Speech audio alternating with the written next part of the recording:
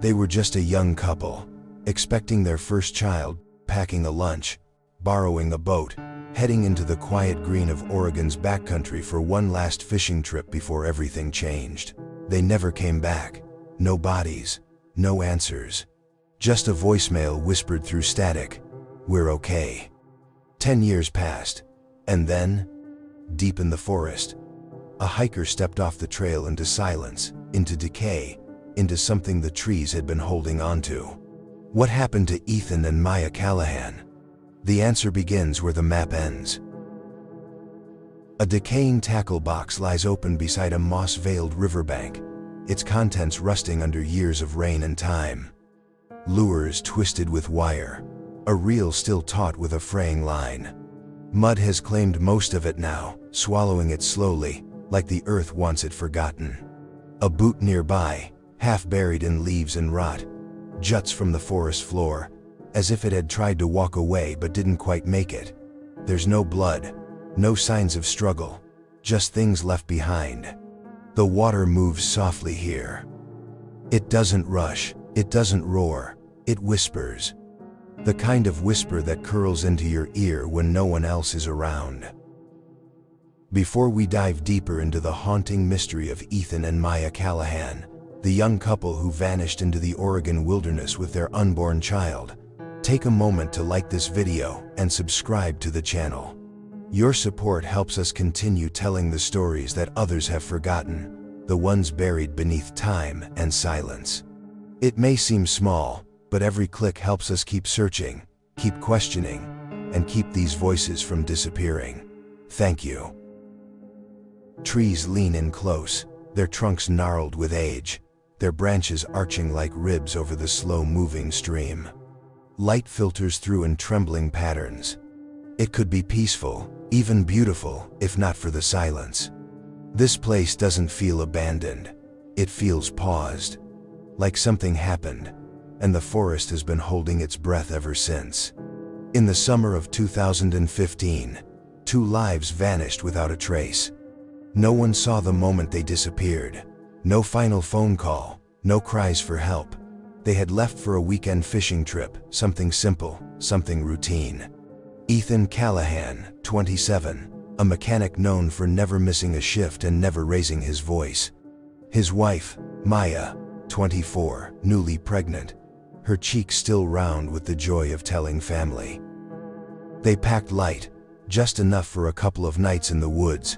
They drove out in Ethan's truck, a 1998 blue Chevy with a cracked tail light and a dream catcher hanging from the rear view.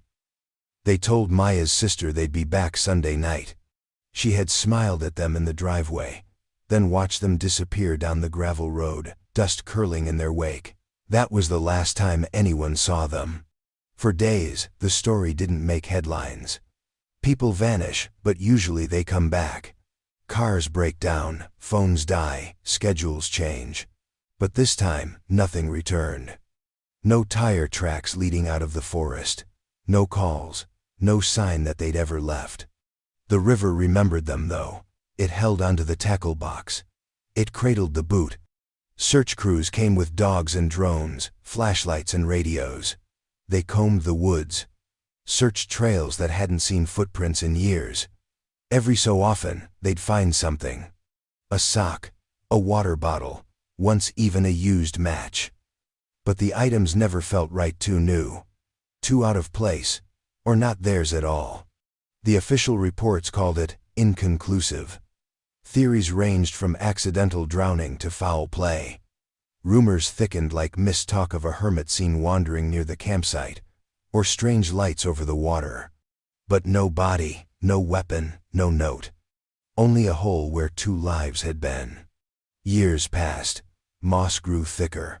The river rose and fell with the seasons, carrying memories downstream. But here, at this spot, time didn't move forward. The tackle box stayed. The boot never shifted. And the forest kept holding its breath. Ethan Callahan was the kind of man who let his work speak louder than his words. Most days, he could be found beneath the hood of a car, grease smeared on his forearms like war paint, the scent of gasoline clinging to him long after the engines stopped roaring.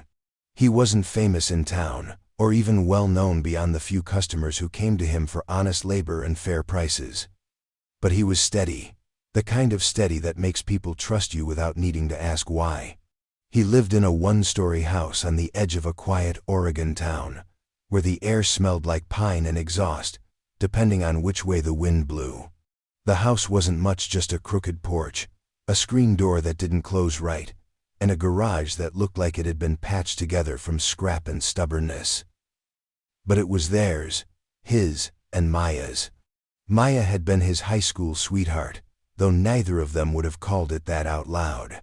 She used to come into the shop with her father's old station wagon when it needed something. A new belt, a brake adjustment, once just windshield wiper fluid, and she always waited in the car, flipping through magazines or tapping her fingers to music Ethan could never quite hear. She wore her hair in a braid then, long and neat, and her eyes had that faraway look people get when they know their lives are still unfolding. They fell in love slowly, not with grand gestures, but with the quiet kind of moments that stitch themselves into permanence. A ride home during a rainstorm, a late-night drive with no destination, coffee and mismatched mugs on Sunday mornings. It wasn't dramatic, it wasn't cinematic, but it was real. By the spring of 2015, Maya was pregnant. Just a few weeks along, enough for the sickness to come in waves, but still early enough that they hadn't told many people.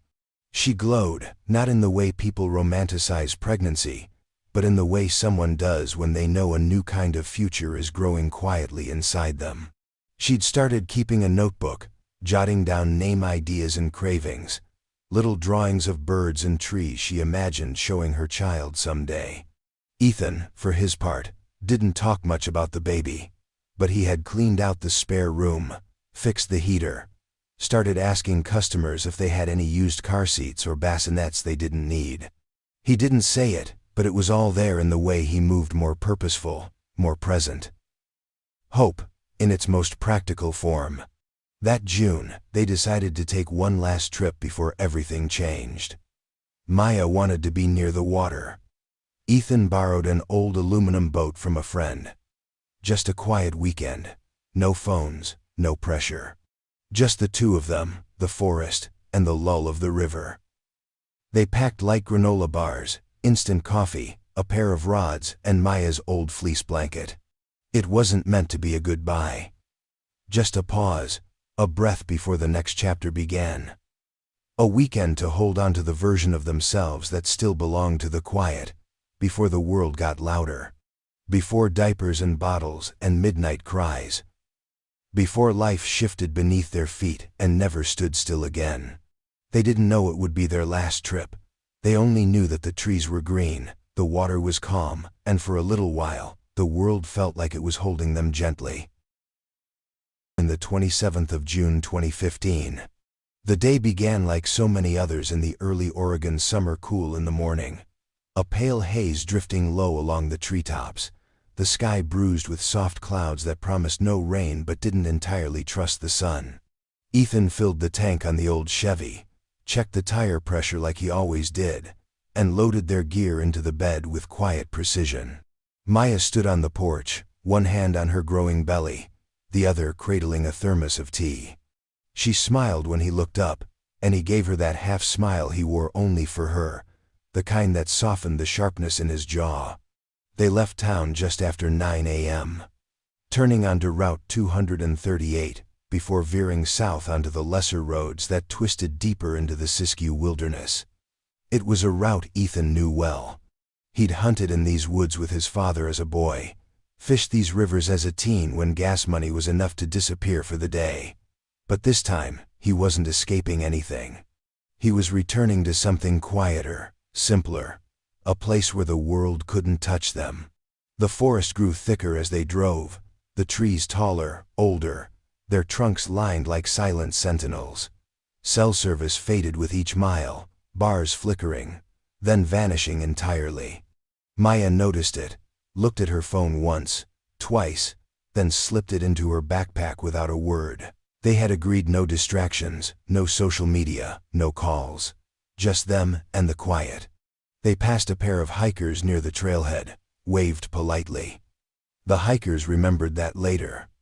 Said they saw the truck, said Maya had been wearing a red flannel shirt, her hair pulled back. Said Ethan nodded once before driving on. No words exchanged, just two people on their way to something. That was the last confirmed sighting. The road narrowed. Pavement gave way to gravel, gravel to dirt. Eventually, the trail split into a dozen unmarked paths, each leading into the thick belly of the forest. Locals would later say the area was easy to get lost in, that the logging roads hadn't been maintained in years, that even the maps didn't bother marking some of the smaller branches anymore. But Ethan was confident. He had a destination in mind, an old fishing spot tucked along a bend in the Illinois River, shaded and hidden, a place few knew and fewer visited. No one saw them set up camp. No one heard the clatter of gear being unloaded, or the soft laugh that Maya gave when Ethan nearly tipped the cooler into the river. The birds did, maybe. But no human ear recorded it. From that moment forward, the couple slipped into a space outside of time. The forest closed around them like a curtain drawn shut. That evening, Maya's sister sent a text. "Hope you're having fun. Send pics when you can." It delivered, then sat unread. Hours passed. Night fell. No reply. By the next morning, there was nothing left to track, no signal, no ping from a nearby tower, no check-in. Just an old blue truck somewhere beneath a canopy of green, its doors shut, its keys still warm in the ignition. The forest did what it always does. It swallowed noise, it muffled motion. It pressed its heavy silence into every inch of earth until the trails vanished, the tire marks faded, and the world above forgot. They never came back. The first message was light-hearted, sent on Sunday afternoon just before dusk. Maya's sister Jenna had just finished her shift at the coffee shop and was curled on the couch, scrolling through pictures of nursery decor when she remembered Maya and Ethan were supposed to be home by now. She texted casually, fingers tapping fast, not thinking much of it. "You guys make it back?" Bet Ethan got sunburned again. No reply. She waited an hour, then sent another. "Call me when you're back. Want to hear how it went." Still nothing. The clock crept toward 10, and the house grew quiet around her. At first, Jenna told herself it was just the woods, no signal, no chargers, no hurry. They probably stopped somewhere, or maybe they were too tired to drive back and decided to stay one more night. Rational explanations bloomed easily at first, each one a thin veil over a slowly rising unease. By midnight, the veils had torn.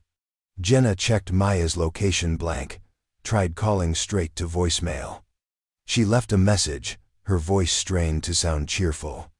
"Hey, just checking in. You guys good? Kinda worried, but I'm sure everything's fine. Just call me, okay?" It rang hollow even to her. She barely slept that night. By morning, the worry had curdled. She called Ethan's phone. Then Maya's again. Again. No answer. It wasn't until Monday afternoon that she went to the sheriff's office. She brought a photo of Maya from last Thanksgiving, smiling, wrapped in a scarf, her hand already resting protectively on her belly. She brought their trip details, what little she knew. Fishing, Siskiyou, somewhere near the Illinois River. Not much else. Search teams were mobilized by Tuesday. Helicopters swept low over the trees. Drones buzzed between canopies. Deputies walked shoulder to shoulder through underbrush and along riversides, shouting their names into the echo.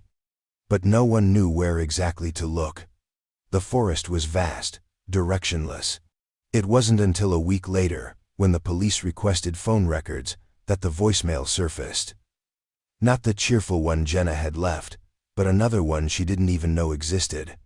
A garbled, broken message left sometime late Saturday night. The audio was damaged. Static dominated most of it, rising and falling like a restless tide. But underneath, buried in the white noise, there was a voice. Faint, fragile. A whisper, as though someone was shielding the phone from wind or rain or something worse. "We're okay." Then, a pause, then silence. The timestamp placed it just past midnight. The call had never fully connected. No one answered. No one knew it existed until it was too late to trace.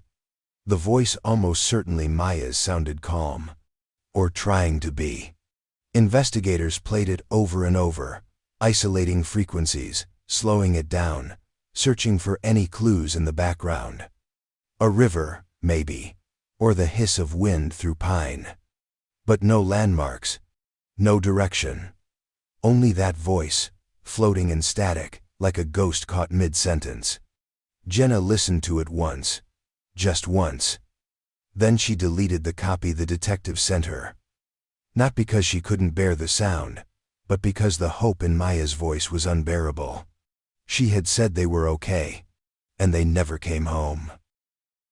The search began the way these things always do, fast, hopeful, loud. Sirens first, then choppers, then boots hitting the ground with urgency. Sheriff's deputies gathered maps of the region, dusted off files from past missing persons reports, and pointed fingers at wide green swaths on the paper. Areas without cell towers, without roads, without names. The Siskiyou wilderness was not unfamiliar to them, but it never gave up its secrets easily. The first sweep came the morning after the missing persons report was filed. 3 officers, 2 dogs, and a Forest Service liaison in an old 4x4 that rattled like bones in a jar. They started near where Ethan's truck was found, parked at the end of a rutted path, barely wide enough for one vehicle. Its doors locked, keys still in the glove compartment. No sign of distress. No indication of where they'd gone after they stepped away from the vehicle. Just 2 empty soda cans in the cup holder and a scrap of paper with a hand-drawn sketch of a fishing hole. From there, the team spread out. Volunteers from town arrived in worn boots and flannel, carrying bottled water and walkie-talkies that buzzed constantly but said nothing of real use. People who had never met Ethan or Maya combed the forest as if searching for their own. Something about the story pierced through the usual apathy. Maybe it was the baby. Maybe it was the ordinariness of it all. They hadn't been thrill-seekers or loners. Just a young couple on a fishing trip. Helicopters scanned from above, their rotors thudding against the silence, but the trees were too thick, their canopy too tangled. Dogs picked up a faint scent near the river's edge, a trail that led them down toward a narrow bank, then stopped cold near a patch of disturbed soil and shallow water. A single boot print was found there. Left foot, size 10, just one. Searchers followed the river in both directions. They found other things, discarded wrappers, broken branches, even an old fish hook caught in the bark of a tree, but none of it belonged to Ethan or Maya.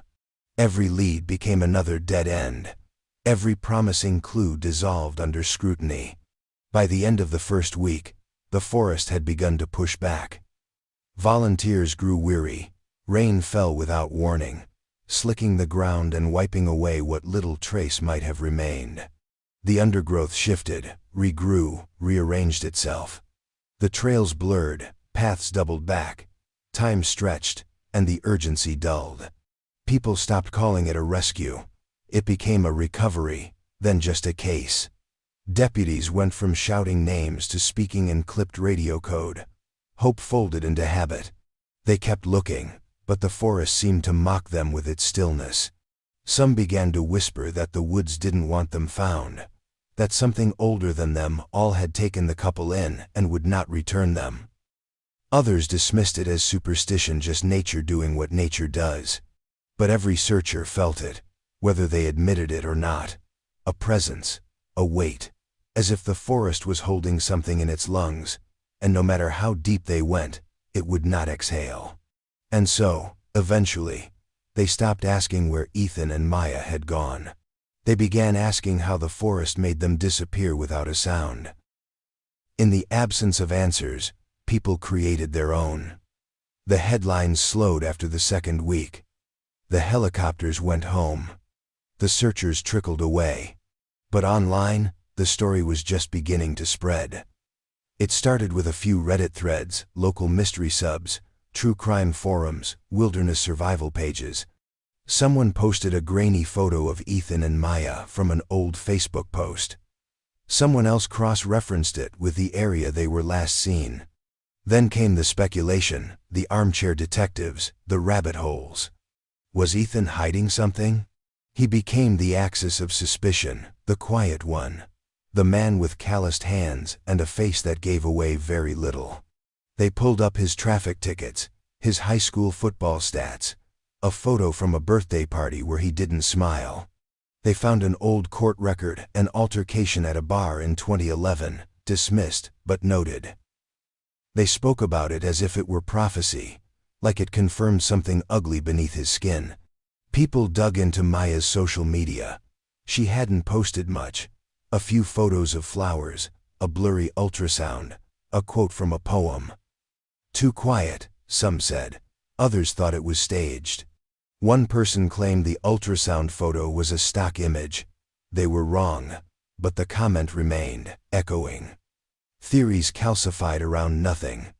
A woman on YouTube uploaded a 20-minute video titled "The Callahan Disappearance, Murder or Vanishing Act." She laid out a timeline with ominous background music, emphasizing Ethan's supposed stoicism and Maya's mysterious final voicemail. She pointed to the phrase, "We're okay," as suspicious. Why we're? Why not, I'm M? Had Ethan forced her to say it? Commenters ran with it. Someone said Ethan was in debt to a man who had recently died in a hunting accident. Someone else claimed Maya had told a friend she felt trapped just weeks before the trip. That friend never came forward. But the claim spread anyway. Some theorized Ethan had planned to disappear, that the trip was a cover, that they crossed into Canada, that the pregnancy was a lie meant to deflect suspicion. A few even said Maya might have faked it all, dragging Ethan into some elaborate self-erasure. One user posted a doctored image of a woman in South America they claimed was Maya. The thread was taken down, reposted, archived. Then the darker theories began to rise. Cults, poachers, hermits who lived off-grid and didn't want company. A thread titled, "The Oregon Disappearances and the Black Pines Phenomenon," drew connections to other vanishings in the region. A map marked with pins, circles, dates. None directly tied to Ethan and Maya, but proximity was enough to stir fear. Someone claimed a group lived deep in the Siskiyou, practicing rituals, harvesting innocence. No evidence, just stories. But in the vacuum of truth, stories grow teeth. Jenna tried not to read the comments, but she did. Late at night, alone, she scrolled through the noise. Every lie felt like a betrayal. Every half-truth chipped away at what little she had left of her sister. Maya wasn't a puzzle, she wasn't a case. She had been kind. She had laughed at dumb jokes and cried during commercials. She'd been real. But the internet didn't want real, it wanted narrative, it wanted monsters. And Ethan, silent and missing, became the perfect one. Over time, the noise dulled into static. New tragedies took center stage, but the whispers never fully stopped. And the question, what if Ethan ran, hung in the air, unanswered, feeding the dark like dry leaves in a forest that never forgets. At first, the town felt the loss like a bruise. You could hear it in the hush that settled over the grocery store when someone mentioned their names. You could see it in the way the waitress at Sutter's Diner would pause every time she passed the flyer taped to the front window, eyes lingering on Maya's faded smile, and the soft gray arc of the ultrasound image tucked beside it.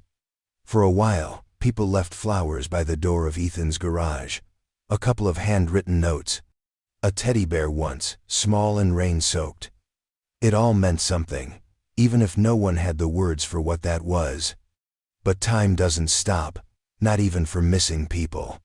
The candlelight vigil started strong. Dozens gathered in the town square that first week. Families with children, teachers, People who barely knew the Callahans but wanted to show they cared. Someone brought a guitar. There was cider and soft prayers. They lit candles and let them flicker against the dark. The flame felt like a promise. By the third vigil, only a few people came. Mostly the same faces, mostly quiet. The candles still flickered, but they no longer warmed the air. Ethan's garage, the one he'd built up from a single rented bay behind the gas station, didn't last much longer. At first, one of his friends tried to keep it open. Then the landlord changed the locks. The building stood empty for a while. The letters from the old Callahan auto and repair sign, slowly falling off one by one until only the word repair remained. A year later, a vape shop opened in its place. Maya's job at the local library remained vacant for months. They kept her name on the staff bulletin board, a ribbon of hope pinned beside it. Eventually, someone new was hired, a woman from out of town. She didn't know Maya. Didn't ask about her. The ribbon was quietly removed. The town stopped speaking in present tense. People used phrases like, when they were here, or before the disappearance. And then, not long after, they stopped speaking about them altogether. Some believed that silence was respectful, that keeping their names alive was cruel to the families. Others simply forgot, not all at once, but in layers. First, their story slipped from conversation. Then from memory. Until Maya's name became just another line in an old missing persons bulletin and Ethan's became shorthand for a mystery that would never be solved. The flyer at the diner remained, though. Taped to the inside of the front window, sun-bleached and curling at the corners. No one could quite bring themselves to take it down. The colors had faded. The ultrasound photo, once crisp, had yellowed slightly, the image now more shadow than shape. But her smile was still there, soft and half-formed, as if she knew something no one else did. Customers would glance at it sometimes, then look away quickly, pretending they hadn't. A few new residents asked about it, and the waitstaff would shrug, say, "That was a while ago," and move on. The forest kept its secret, and the town, in its own quiet way, learned to do the same. And so the days rolled on, coffee brewed, tires turned, porch lights flickered on and off, and the hollow left by Ethan and Maya was slowly paved over by routine. Not because they weren't missed, but because absence, when left too long, starts to feel ordinary. 10 years passed. The calendar turned over again and again, quietly, without ceremony. The world changed in ways large and small. Presidents came and went. Phones got smarter. The town got a new supermarket. But the forest didn't change. Not really. The trees thickened. The undergrowth crept a little higher. The trails, rarely used, became more suggestion than path. The Siskiyou remained what it had always been, vast, indifferent, and deeply patient. Cole Harding had hiked most of Oregon's backcountry. He wasn't a thrill seeker or some influencer chasing remote selfies. He was a quiet man with a stubborn knee and a reverence for silence. He came to the woods the way others went to church, alone, intentional. He knew how to read the land, how to move without disturbing it too much. He respected it. That summer, he decided to explore an old ridgeline he'd read about in a forgotten trail journal, something barely marked on maps, part game trail, part myth. The terrain was rough, elevation changes sudden. The air was thinner, drier, the kind of place no one stumbled into by accident. But Cole was prepared. Compass, water, a satellite GPS, just in case. He didn't intend to go off trail. Not fully. But a detour to avoid a deadfall led to a slope, then to a narrow ravine, and by the time he realized how far he'd strayed, the path had disappeared behind him. He wasn't lost, not yet, but he was off-grid, deep in a pocket of the forest few had touched in decades. The air felt different there. Not ominous. Just hushed. As if even the birds kept their distance. It was a glint of metal that stopped him, something low to the ground, catching the sunlight in a brief, unnatural flash. At first, he thought it was litter a soda can maybe, or part of a broken lantern. But when he crouched, pushing aside the brush, he saw the shape clearly. Bones. Scattered, weathered, partially buried by time and wind and the indifferent hands of the forest. They weren't animal, the structure was too delicate, too symmetrical. Human remains, unmistakably. A chill moved up his spine, not fear, but something colder, more primal. A realization that he had stepped into someone else's ending. Among the bones, nestled in the dirt, was a bracelet. Silver, dulled by years of exposure, but still intact. A small, delicate chain with a name etched in soft cursive. Maya. He stared at it for a long time, squatting there as if moving too quickly might disturb the silence further. The name struck something in him, faint recognition, a story half remembered. He'd heard of her. The couple who vanished, the pregnant wife, the fisherman who never came home. His hands trembled as he took out his phone, snapping a photo of the bracelet, the bones, the arrangement of the scene. He marked the coordinates, then backed away slowly, the way you do when leaving a sacred place. The wind picked up slightly as he moved. Leaves rustled overhead. A single bird called in the distance, sharp and fleeting. Cole didn't speak. He didn't need to. The forest had spoken first. And somewhere, 10 years after she had disappeared into the trees, Maya Callahan had whispered back. The search team that followed Cole Harding's report moved slowly, reverently. They marked the GPS point he'd sent and fanned outward, eyes scanning every inch of the uneven forest floor. This wasn't just a search for remains anymore.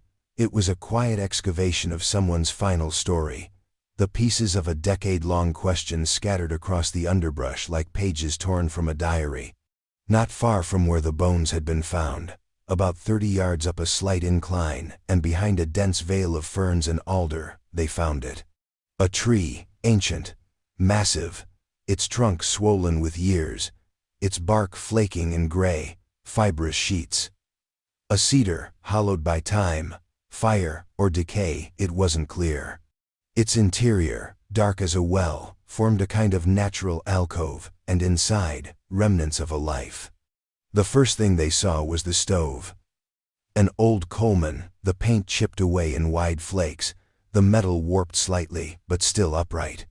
Next to it, a rusted lantern, its glass long gone, its frame choked with cobwebs and pine needles.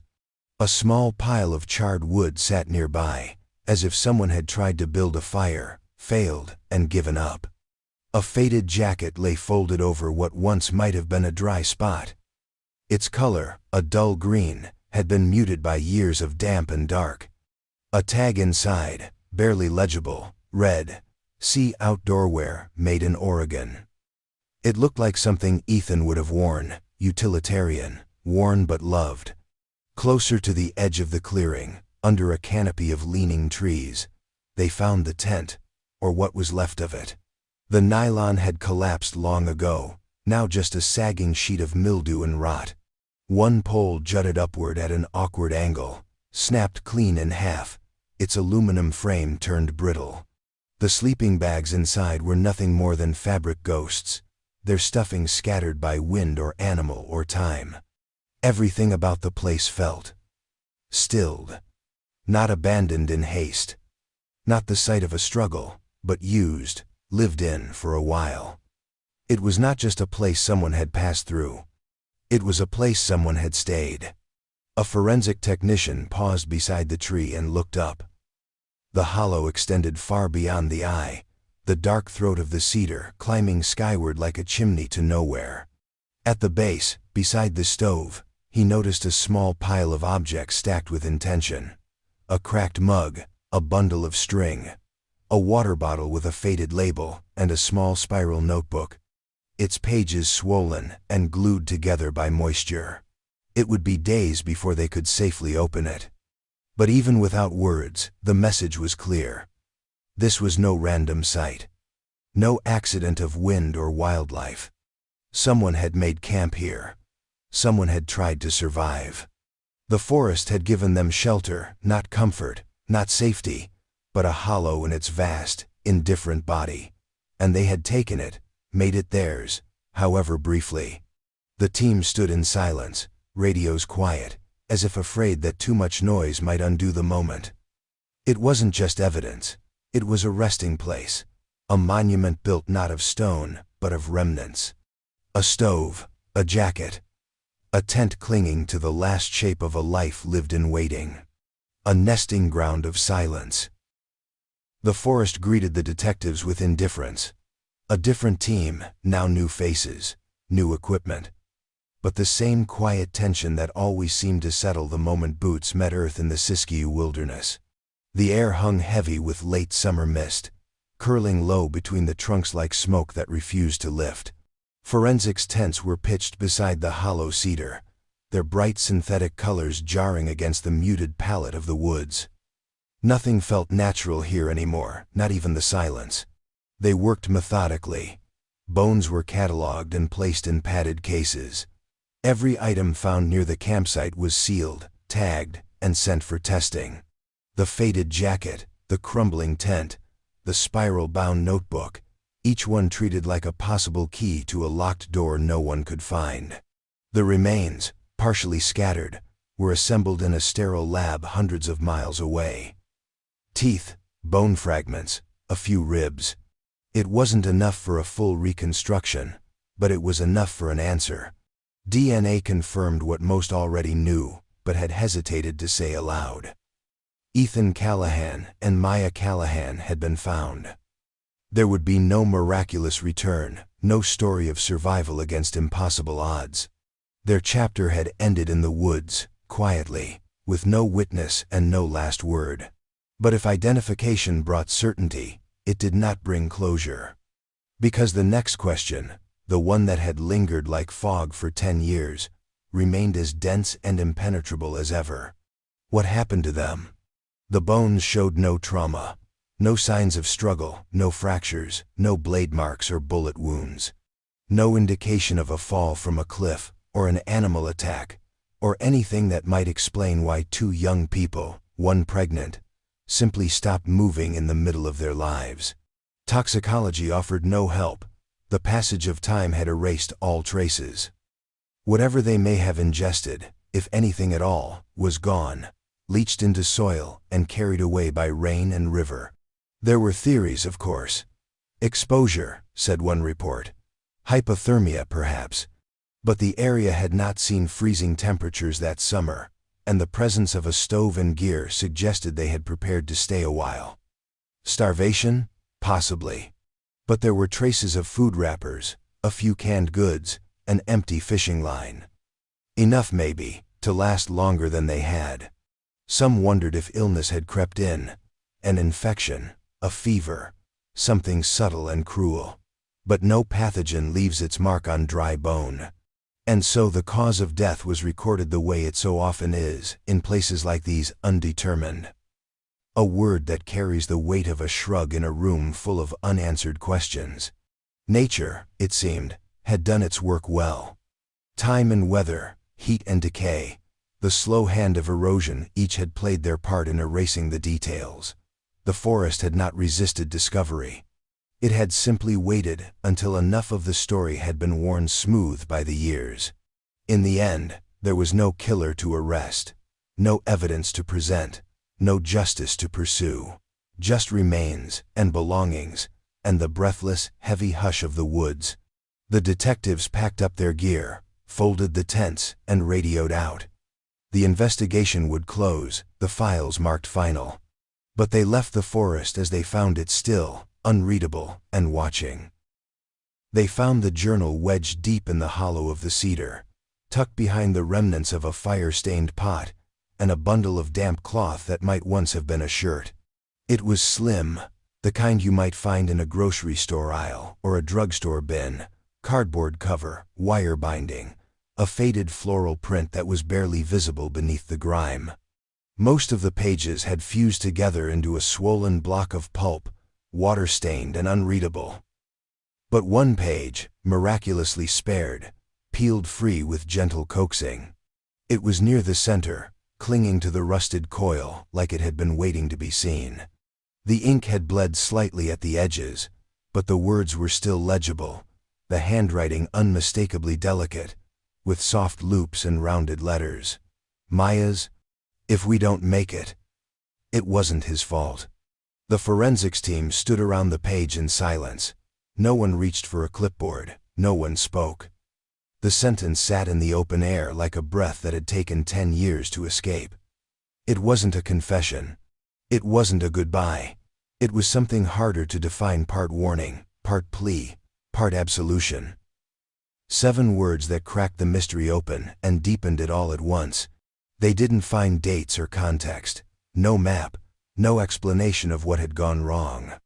Just that single, floating line on a page otherwise blank, as though Maya had written it quickly, before courage could slip away.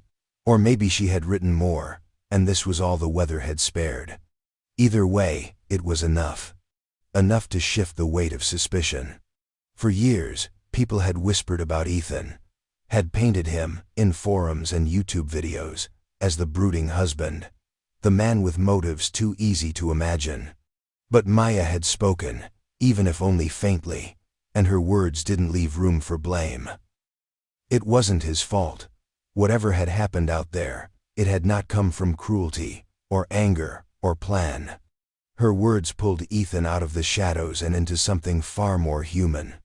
Still, the line raised new questions. Why had she felt the need to defend him? What did she think people would believe? Had she seen something coming? Illness, starvation, a storm they couldn't outrun? Or had they simply gotten lost, slowly unraveling in a maze of trees and days that no longer made sense?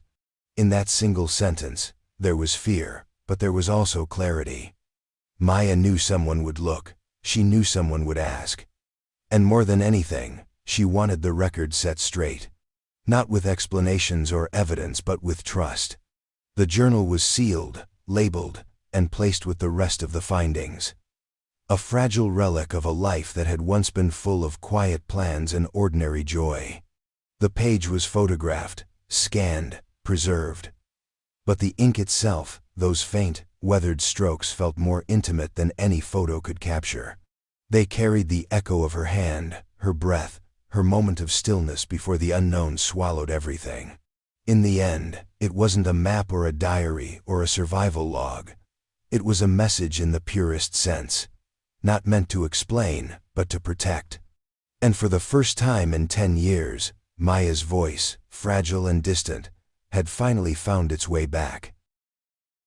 The river had always been there, running its quiet course long before Ethan and Maya arrived, and long after they were gone.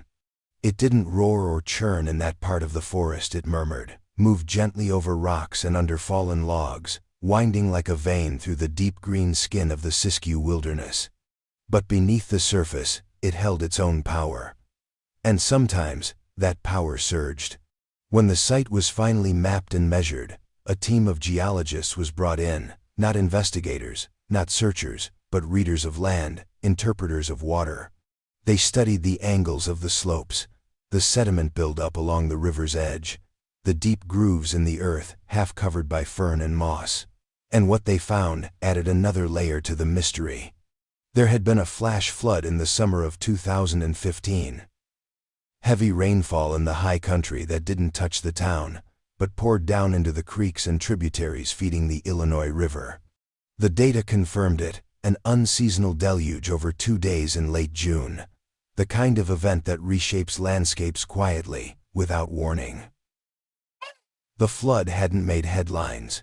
It hadn't taken out homes or roads. But here, deep in the folds of the forest, it had moved earth.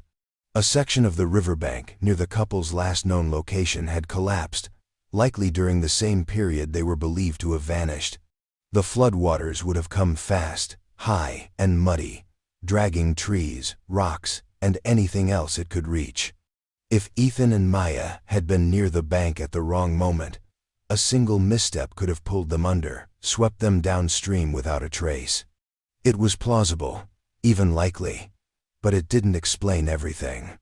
Because their camp, the stove, the tent, the hollow cedar was further inland, set back in a way that suggested forethought.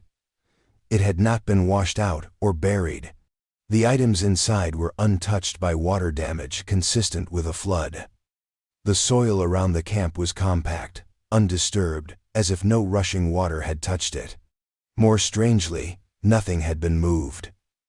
The stove was upright, the lantern, rusted from time, not impact. Even the brittle remnants of clothing were found where they might have naturally fallen, not scattered by violence. If they'd been caught in a flood, why had they set up camp somewhere safe?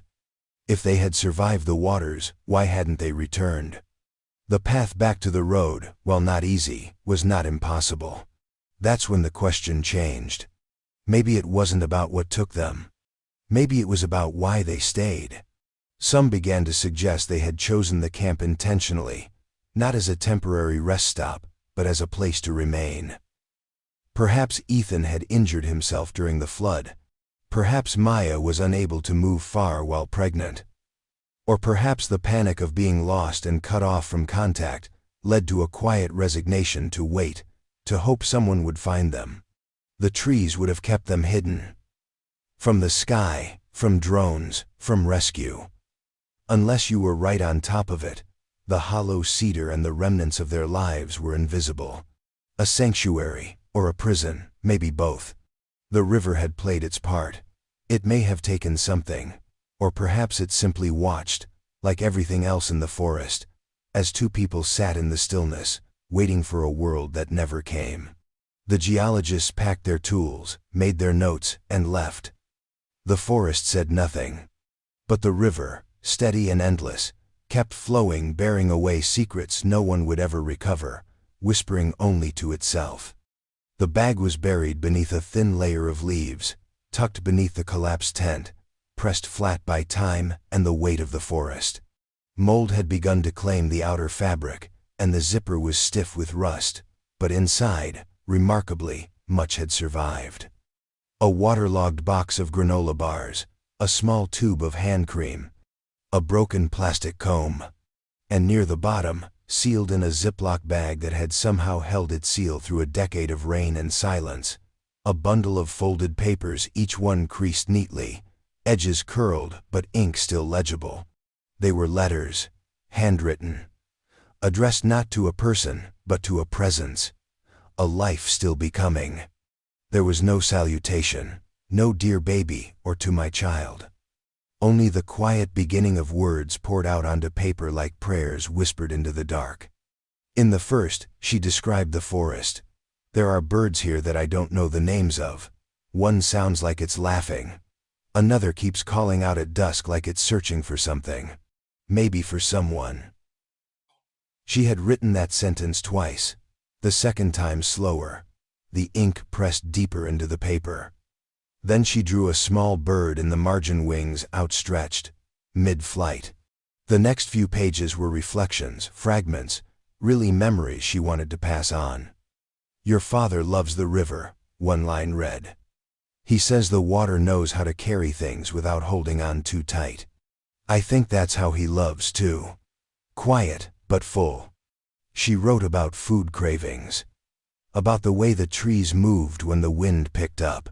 About the ache in her back, and the way Ethan tried to joke her into sleeping better, piling pine needles under the tent pad, and calling it the Callahan mattress special. She wrote about fear, too, though not directly. The words circled it like a bird refusing to land. If you ever feel afraid, she wrote once, just remember that we made it farther than anyone thought we would. Even here, especially here, we are still together. But what echoed through every letter was one word, hope. It showed up on nearly every page, sometimes in the margins, sometimes embedded in full sentences. I hope you get to see snow one day. I hope your father teaches you how to fix things. I hope I get to tell you this out loud. And once, scrawled at the bottom of an otherwise blank sheet, hope is the only thing I can still carry. The final letter was different, short, shaky. The pen had started to fade, and her handwriting trembled. "I don't know if this will reach you," she wrote. "But I want you to know that you were loved before you were real. Loved before you had a name. Loved in the silence, in the waiting, in every moment we didn't get to share." There was no signature. Investigators read the letters once, twice, then stopped. They photocopied each page, preserved them under glass, but left the originals sealed again in the bag, as if returning them to the silence from which they came. They weren't evidence, they weren't answers. They were echoes of a mother who had not given up, not on herself, not on Ethan, and certainly not on the child she never got to hold. In the middle of a forest that had taken so much, Maya had left something behind that could not be erased. A voice, a promise. The stubborn, aching shape of hope. They found it beneath the remnants of the fire pit, buried shallow in the dark earth where ashes had long since blown away. The stones around the pit were blackened, charred at the edges, but cold, untouched by flame for years. Someone had arranged them carefully once, placing them in a circle with that particular kind of order born from habit, not ceremony. A place meant to hold warmth. To make the night seem a little less endless, the ring was wrapped in aluminum foil, folded tightly, as if whoever had placed it there had wanted to protect it not from the elements, but from being lost. It hadn't been buried deep, just pressed into the soil beneath where the logs had once burned. Hidden, but deliberately so. A gesture, quiet and final. It was Ethan's wedding band.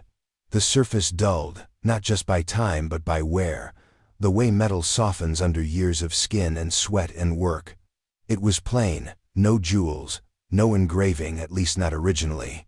But when they unwrapped it, the foil crinkling softly in the stillness, they saw the marks. Someone, Ethan, undoubtedly had scratched something into the inner edge of the band with a blade or sharp rock. The letters were crude, jagged, the kind that come from a hand not trained for delicate work but determined anyway. I stayed. 2 words, nothing more. But in their simplicity, a weight that no report or theory could carry. There was no note, no explanation, no journal pages in Ethan's handwriting, no mapped-out last thoughts or farewell. Just that ring, and those words, etched into metal like a scar left behind for someone to find. He hadn't needed more. Whatever had happened in those final days, however long he and Maya had waited in the woods, hoping, holding on, this was all he had left to say. And maybe it was everything. Not "I'm sorry," not "goodbye," not "I love you." He didn't ask to be forgiven, or remembered, or absolved. He simply wanted it known that he did not run. That whatever unfolded in that dark and silent corner of the world, he remained beside her. He stayed. Detectives documented it, of course. Photographed the ring from every angle. Noted the way it was buried, the type of foil, the depth, the position. But none of those details changed what it meant. For 10 years, his silence had been a blank page for others to fill. They'd drawn their own pictures of him, a man with secrets, a man who might have snapped, or fled, or failed. But in the end, the only voice that mattered was the one he left in metal. He hadn't tried to prove anything. He hadn't tried to explain. He had simply marked the truth, in a way that would survive longer than paper or rumor. I stayed. The forest must have known. It had cradled the message quietly, hidden beneath ash and time, waiting for someone to listen. And when they finally did, it spoke without a sound. After the discovery, after the news cameras packed up, and the investigators filed their reports and turned the page, the forest remained. But something in it had shifted. Not in any way you could name outright, not in the way a trail is blocked by a fallen tree or a creek dries into gravel. It was subtler, a sense. A hush that no longer felt empty, but expectant. It started with a fire. A hunter, middle-aged, sober, known in town, claimed he saw it one night just past dusk, flickering through the pines near where the Callahans had been found. A small, steady flame, too bright to be mistaken for lightning bugs or moonlight through the trees. He watched it from a ridge, unsure. And then, just as suddenly as it had appeared, it was gone. Not snuffed out gone. Like a blink. He left early the next morning, packed up before sunrise, didn't even drink the coffee he usually brewed over coals. Told his wife the woods felt too loud to be quiet. Others followed. A woman hiking with her teenage daughter claimed they heard a voice, thin, soft, almost playful, calling a name. Ethan, it said, drawn out like a thread. They thought it was another hiker at first, lost or calling for someone. But when they answered back, there was no reply, no footsteps. Just wind, and the brittle rustle of pine needles shifting under weight that wasn't there. A group of campers swore they heard laughter in the early morning brief, warm, close. One of them, an amateur medium, said the trees were holding stories too tightly, and left before the second night. The rest followed her lead. Some of the stories were likely fueled by imagination, or the strange way silence plays tricks on you when you expect sound.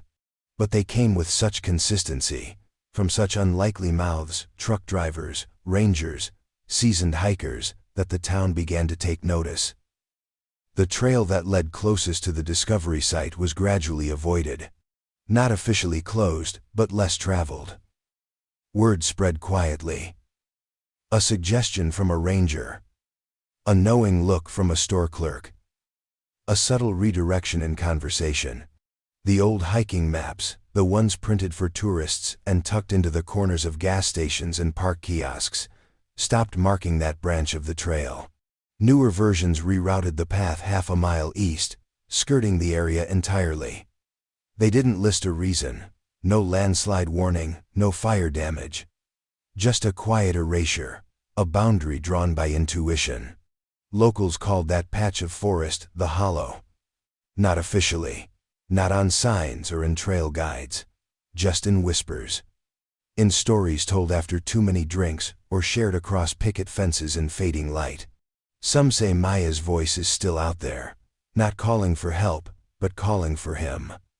Others believe Ethan walks the woods, silent as ever, watching over the place where hope had once made a last stand.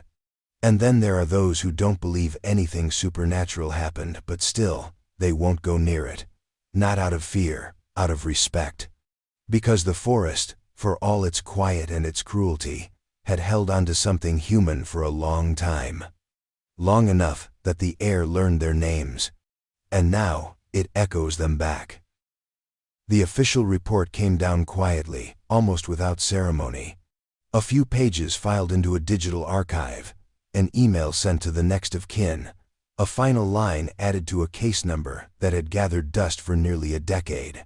The words were clinical, stripped of emotion and phrased with the sterile confidence of bureaucracy. Cause of death, probable exposure. Manner, undetermined. The bodies, or what was left of them, had been returned to the family. There would be no trial, no suspects, no further inquiries. The state declared the matter closed. For most, that was the end. But not for everyone. Because even with answers, the air around the story remained thick with questions, and the truth, if it could be called that, sat heavy with absence. Exposure, they said, as if that explained it. As if the forest had simply been too cold, too wet, too unforgiving, and they had not been strong enough to survive it. But those who looked closely saw something stranger, something more troubling. There had been food, not much, but enough. Supplies to last several days. A stove, a functioning water filter, evidence of shelter. They hadn't wandered without preparation. And though the forest was dense, the distance back to the road was not impossible. 1.5 miles at most. Uphill, yes, but passable. So why didn't they leave? Why did they stay in that hollow, hidden away, silent in their waiting? The recovered journal from Maya offered no clear answers, only reflections. Ethan left behind nothing but a ring and a message so brief it felt more like an echo than a statement. And yet, both choices, the act of burying the ring, the writing of those letters, spoke to time. To intention, to the fact that they hadn't disappeared in an instant. They had stayed, They had waited. Some speculated that one of them was injured. Perhaps Maya, deep into her pregnancy, had gone into early labor, and Ethan, unequipped to help, chose not to abandon her. Others believed Ethan himself had been hurt, maybe during the flood, or from a fall unable to move, forcing Maya to choose between searching for help or staying at his side. She stayed, that much was clear. So did he. But these were just theories, scattered like footprints in the mud, each leading nowhere certain. There was no SOS carved into bark. No pile of rocks arranged to draw the attention of search helicopters. No flare, no signal fire, no attempt to mark a trail. It was as if they had chosen invisibility. Or accepted it. Maybe it was fear. Fear of being found too late. Fear of hope dragging them through more days of silence. Or maybe it was love, an unwillingness to leave each other, to separate in the final days. Maybe survival wasn't the goal anymore. Maybe the goal became staying together, even if it meant fading with the trees. What remains is a quiet confusion. Not rage, not scandal, just a lingering ache that logic can't satisfy. People want resolution that fits neatly into their hands, into headlines, into the boxes systems are built to manage. But some endings resist that. Some stories close like the slow fall of snow, quietly, gently, and completely untranslatable. The forest does not explain itself. And the Callahans, even in their last acts, refused to be reduced to symbols. They simply were, together, until they weren't. And now, what remains is what they left behind, not just bones or objects, but something harder to name. A mystery not of how they died, but how they lived in those last days, alone in the woods, choosing silence over escape, choosing each other over everything else. It was the last piece anyone expected to find, discovered almost as an afterthought. Among the recovered belongings beneath a torn fleece jacket and beside a cracked flashlight was a disposable camera, the kind you used to buy at gas stations or gift shops, all plastic and simplicity. Its casing was warped by moisture, the viewfinder fogged over, and the winding wheel rusted into place. Most assumed it was too far gone to yield anything, but protocol demanded it be collected, logged, and sent with the rest of the items to the evidence lab. It sat on a shelf for weeks, nearly discarded.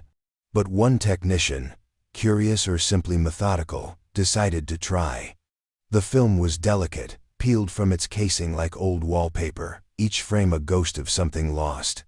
Most of the exposures were too far gone, light leaked, water damaged, consumed by streaks of time and chemical decay. Shadows where faces once were, blurs where shapes had meaning. The forest bled into itself across the emulsion, turning trees into smudged streaks of green and gray. All but one.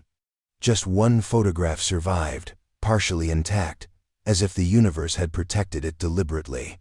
It showed Maya, standing just off-center in the frame, backlit by the amber hush of a setting sun. She was smiling not broadly, but with a softness that hovered between contentment and knowing. Her hair was pulled into a loose braid, wisps escaping around her cheeks, caught gently in the breeze. Her flannel shirt was half-buttoned, stretched slightly across her belly, and her hand rested there, palm curved over the quiet swell of new life. Behind her, slightly out of focus, stood Ethan. He wasn't looking at the camera. His eyes were fixed on her. One hand was resting on her shoulder, the other holding something, maybe the edge of a tarp, maybe nothing at all. His face was unreadable, but not empty. There was weight there, in the way he stood. A quietness that seemed to speak through the grain and blur. There were no landmarks, no clues, nothing to place the moment beyond the unspoken language between them. But it didn't matter. The photograph wasn't evidence. It was farewell. Not the dramatic kind, not desperate or composed with intent, but something simpler. A frozen moment on the edge of something ending. The light was dim, dusk pressing in, and the forest around them was beginning to recede into shadow. Yet they were still, together, framed by the final threads of day. The image was printed once, sealed, and returned to the family. Jenna held it for a long time.